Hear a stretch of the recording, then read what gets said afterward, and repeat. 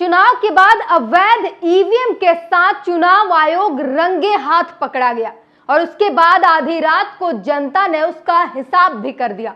हिसाब ऐसा कि अधिकारियों को सामने आकर कहना पड़ा कि यह हमारी गलती है, गलती से हो गई। लेकिन सवाल यह है कि महज एक गलती है या फिर साजिश, किसी बड़े घटना को अंजाम देने की कोशिश। इस पूरी खबर को विस्तार से समझेंगे। नमस्कार, मैं ब्यूटी गिरी और आप देख रहे हैं नेशनल दस्तक।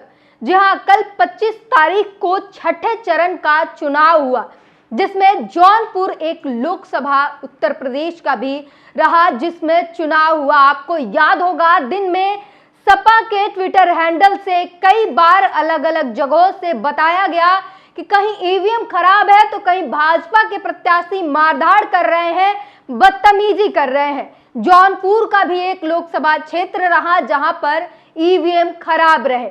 उसके बाद देर शाम को जो तस्वीरें आई वो सबको चौंका देने वाला था, और तस्वीरें ऐसी कि पूरी तरीके से कुछ करने की कोशिश की जा रही हो, जिसे सपाइयों ने पूरी तरीके से नाकाम कर दिया और चुनाव आयोग रंगे हाथ पकड़ा गया।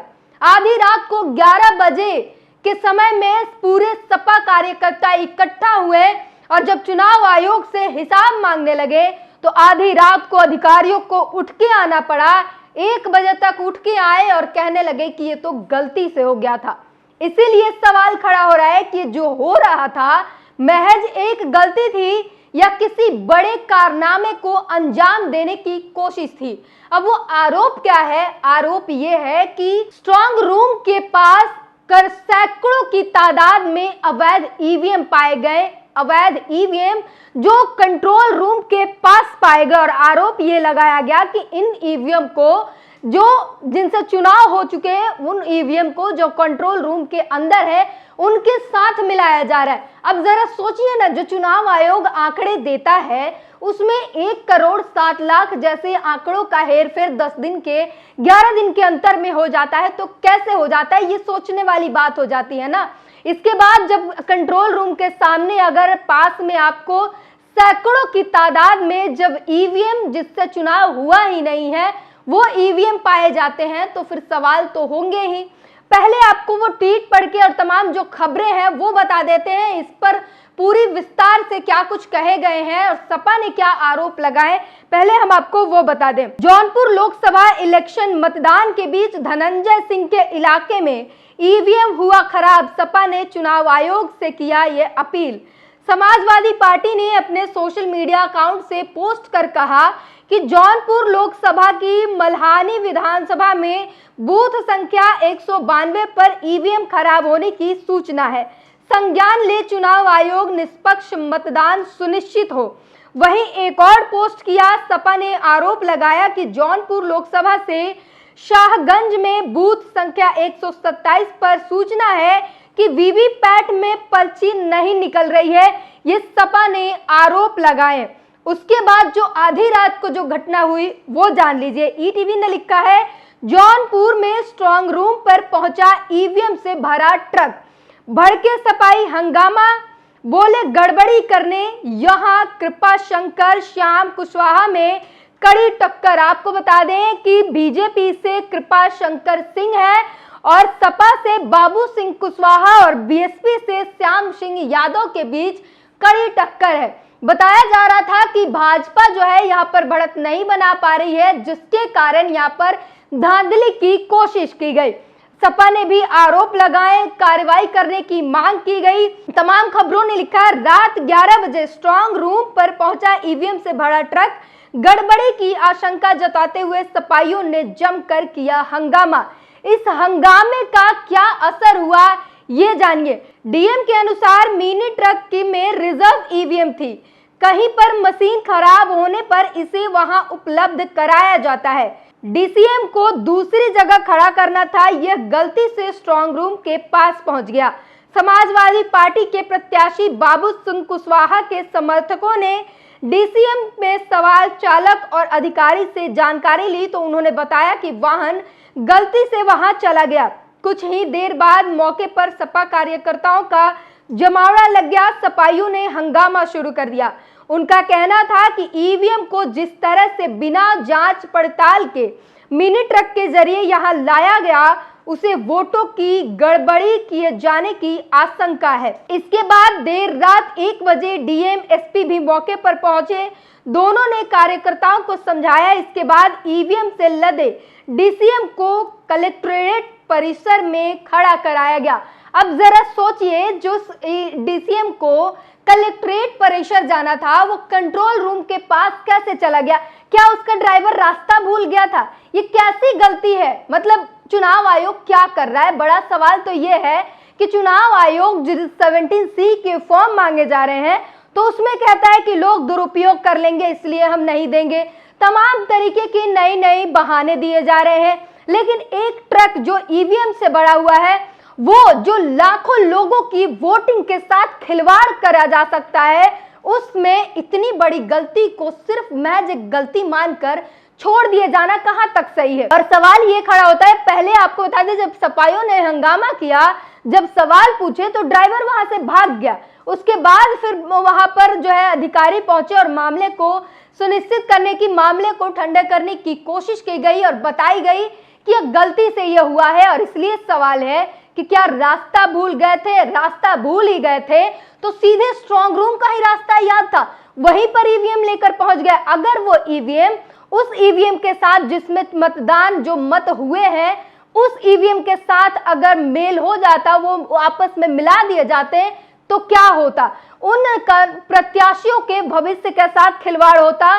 ना सिर्फ उन प्रत्याशियों के साथ, बल्कि वहां जौनपुर की जितनी जनता है, जिन्होंने अपने आने वाले समय के लिए सांसद चुना है, उनके लाखों लाख वोटों के साथ न सिर्फ खिलवाड़ किया गया, बल्कि उनके साथ धोखा, मजाक सब किया जा रहा है। जनता के साथ हर तरीके से धोखा कर रहा है चुनाव आयोग, और किसी भी सूरत में वो हर संभव जो कोशिश कर रहा है वो आपके सामने है।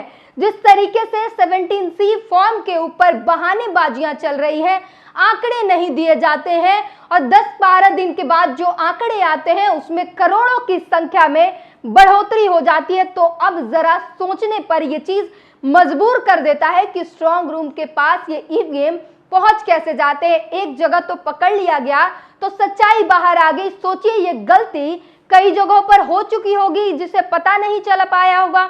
इस तरीके से कई बार सवाल उठते हैं कि 7 से 9% की वोटों की अचानक से बढ़ोतरी हो कैसे जा रहा है। सपा प्रत्याशी बाबू सिंह कुशवाहा ने लिखा, जौनपुर लोकसभा 73 में चुनाव संपन्न होने के पश्चात निजी साधन में अवैध रूप से इन ईवीएम मशीनों को स्ट्रांग रूम में जमा कराने के लिए लाई गई है। आशंका जताई जा रही है कि इन अवैध मशीनों को सही मशीनों के साथ मिलाया जा सकता है। बराज श्याम मौर्य लिखते हैं, जौनपुर लोकसभा 73 में चुनाव संपन्न होने के पश्चात निजी साधन में अवैध रूप से ईवीएम मशीनों को रखकर ले जाया जा रहा था। इस बात की पूरी आशंका जताई जा रही है कि इन अवैध मशीनों को सही मशीनों के साथ मिलाया जा सकता है। इसीलिए प्रशासन इस मानने को संज्ञान लेते हुए त्वरित कार्रवाई करे। आगे लिखते हैं, जौनपुर लोकसभा 73 में आज वोटिंग के पश्चात स्ट्रांग रूम के पास डीसीएम से भरी ईवीएम पकड़ी गई। पूछताछ के बाद प्रशासन ने स्पष्ट कोई जवाब नहीं दिया जा रहा है। डीएम जौनपुर रविंद्र कुमार मोदक और कप्तान द्वारा सपा प्रत्याशी बाबू सिंह कुशवाहा जी को उल्टा धमकाया जा रहा है। ऐसा प्रतीत हो रहा है कि प्रशासन भाजपा प्रत्याशी की मदद कर रहा है। इसीलिए आप सबसे निवेदन है कि इस पोस्ट को अधिक से अधिक शेयर करें और आवाज उठाएं। इन्होंने आगे लिखा है, जौनपुर डीएम रविंद्र कुमार माननीय एवं पुलिस अधीक्षक अजय पाल शर्मा की देखरेख और सह में कल देर रात डीसीएम में भरकर अवैध ईवीएम को कंट्रोल रूम के अंदर कराने की असफल कोशिश पाई गई। चुनाव आयोग के पूर्व में भी जिले के डीएम और कप्तान पर चुनाव और वोटों की गिनती प्रभावित करने का आरोप लगाया जा चुका है, फिर भी चुनाव आयोग किसी प्रकार की कोई कार्रवाई नहीं कर रहा है। कल वोटिंग के पश्चात जब पोलिंग पार्टियां वीर बहादुर पूर्वांचल यूनिवर्सिटी में बनाए गए स्ट्रांग रूम में अपनी ईवीएम जमा कराने पहुंची, तभी देर रात सपा प्रत्याशी बाबू सिंह कुशवाहा एवं उनके कार्यकर्ताओं ने अवैध रूप से स्ट्रांग रूम की ओर जाती डीसी में लदी ईवीएम को पकड़ लिया। जब हल्ला मचाया तो जौनपुर डीएम रविंद्र कुमार ने कहा, यहाँ ये मशीनें गलती से आ गई हैं। मौजूदा डीएम के प्रति ऐसी घटना के बाद लोगों में जबरदस्त आक्रोश है। जौनपुर डीएम की भूमिका इस पूरे चुनाव में संदेहास्पद रही है, इसीलिए चुनाव आयोग आगे आकर निष्पक्ष चुनावी गणना कराने हेतु अपनी भूमिका सुनिश्चित करे। आगे लिखते हैं, जौनपुर में वीर बहादुर सिंह पूर्वांचल यूनिवर्सिटी में बनाए गए स्ट्रांग रूम के बाहर अवैध रूप से डीएमसी ट्रक में लगभग 150 ईवीएम प्रशासन की मदद से अंदर ले जाते हुए हाथों पकड़ी गई। जौनपुर में भाजपा बुरी तरह से हार से हताश होकर सरासर बेईमानी पर उतारू हो चुकी है। ये रही जौनपुर की खबर और जिस तरीके से ये बता रहे कि प्रशासन की देखरेख में ये ईवीएम की गाड़ी वहां स्ट्रांग रूम के अंदर जा रही थी और जब पकड़ लिया गया तो कह रहे हैं कि गलती हो गई, ये गलती से यहाँ पर आ गया। पकड़ लिए जाने के बाद उस गाड़ी को कलेक्ट्रेट ऑफिस ले जाकर लगा दिया गया और इसीलिए कह रहे हैं कि अब जरा सोचिए आंकड़ों में इतना बड़ा बदलाव कैसे आ जाता है। जब फाइनल डेटा आता है तो माना प्रत्याशियों के बाद 17C के जो फॉर्म होते हैं वो सभी प्रत्याशियों के पास होता है, पर चुनाव आयोग इसे सार्वजनिक क्यों नहीं करना चाहता, ये सभी को क्यों नहीं देना चाहता। जिस जनता ने वोट किया है उस जनता से ये क्यों छिपाना चाहता है, ये एक बड़ा सवालिया निशान खड़ा कर देता है। जो आंकड़ों में हेरफेर हो रहे हैं वो सवालिया निशान खड़ते हैं और कल जिस तरीके से देर रात ये जो घटना निकल कर आई है वो कहीं ना कहीं इन जो शक को और भी ज्यादा मजबूत करने का काम कर रही है। और इसीलिए एक सवाल ये है आपसे, आप अपनी प्रतिक्रिया जरूर बताइएगा, क्या ये गलती है या फिर साजिश है। अगर ये गलती है तो महज एक गलती समझकर माफ कर देना चाहिए या फिर इसके लिए ये माफी कर देने योग्य ये गलती है या नहीं है, ये आप बताइए, क्योंकि लाखों लोगों के वोट के साथ खिलवाड़ किया जा रहा है जिसे रंगे हाथ सपा कार्यकर्ताओं ने पकड़ लिया है। आप अपनी प्रतिक्रिया जरूर दीजिए। नेशनल दस्तक की आपसे गुजारिश है कि अगर इसको बचाना चाहते हैं तो नेशनल दस्तक को सब्सक्राइब करने के लिए रेड कलर के सब्सक्राइब बटन को दबाएं, फिर बेल आइकन की घंटी दबाएं। नेशनल दस्तक को बचाने के लिए बहुत जरूरी है कि हर खबर को शेयर करें, लाइक करें, कमेंट जरूर करें।